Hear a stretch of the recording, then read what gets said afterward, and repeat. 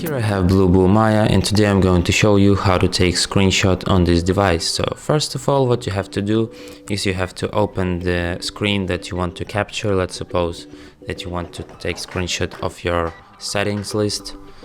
And what to take screenshot, you have to push power key and volume down at the same time, like this.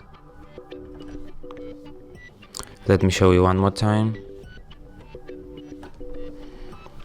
So if you want to delete, edit or share your screenshot, you can find it here in the gallery, in the screenshot album.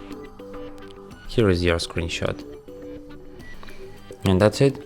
Thanks for watching. If you find this tutorial useful, don't forget to hit that like button and subscribe to our channel.